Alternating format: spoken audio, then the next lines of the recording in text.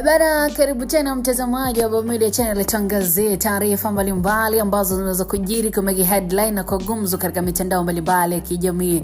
Nyuma ya kipaza ni official Rose D itakuwa inabamba namna hiyo, si ndio? Nikuhabarisha tu habari ya Wema Sepetu ambako ametangaza rasmi kwamba yeye ni single mother. Ametoboa siri pia kwamba mwanae hajafanana na Whozu. Hili limekaa vipi? Tuliangazie ili kufahamu zaidi.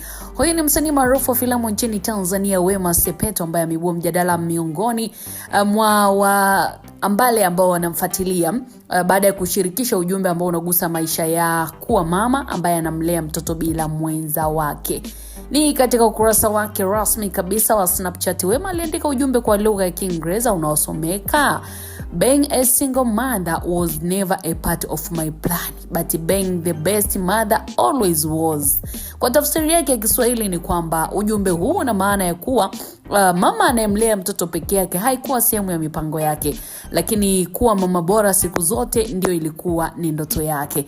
Sasa ujumbe huo umeibua maswali mengi kutokana na vile ambavyo mashabiki wafuasi wake wameupokea, hasa kutokana kwamba mjadala huo uliopo ni kuhusu maisha yake ya kimapenzi na msanii Whozu. So baadhi ya mashabiki wameanza kujiuliza iwapo ujumbe huo ni ishara kwamba Wema Sepetu na Whozu wameachana na kwamba sasa ameingia rasmi katika maisha ya usingle mother. Hata hivyo pia Wema mwenyewe hajatoa kauli ya moja kwa moja kuthibitisha kwamba uhusiano wake na Whozu umefikia mwisho, lakini pia hajafafanua iwapo ujumbe huo ulikuwa ukielezea hali yake binafsi au ulikuwa ujumbe wa jumla kuhusu umuhimu wa malezi bora. Lakini pia kutokana na hilo, kwa sasa ni vigumu kusema kwa uhakika kwamba Wema ametangaza rasmi kuwa ni single mother au kwamba ameweka wazi kuvunjika kwa uhusiano wake. Lakini kauli hiyo inaendelea kusambaa kwenye mitandao ya kijamii kwa kasi tu, huku baadhi ya mashabiki wakisubiri kuona Wema mwenyewe kutoa ufafanuzi zaidi kuhusu maana halisi ya ujumbe ambao alikuwa ameuandika kupitia ukurasa wake wa Snapchat. Sasa nikukumbushe kwamba juzi mwanadada Wema Sepetu alionyesha nyumba yake na vitu anavyomiliki yeye binafsi kama gari na vingine pia. Aliweka wazi pia kuwa mwanae Olia hajafanana hata kidogo na Whozu ambaye ndo baba wa mtoto huyo.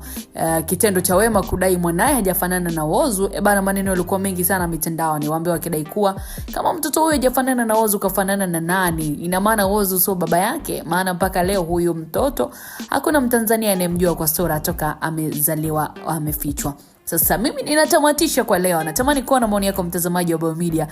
Unadhani ni Kiki ama ni Wema Sepetu kuna ukweli kwamba ameachana na Whozu? Unaweza kuandika maoni yako kwenye mitandao ya kijamii kupitia hapa Baumedia. Wakati mwingine tutaangazia. Bye bye, uwe na wakati mwema.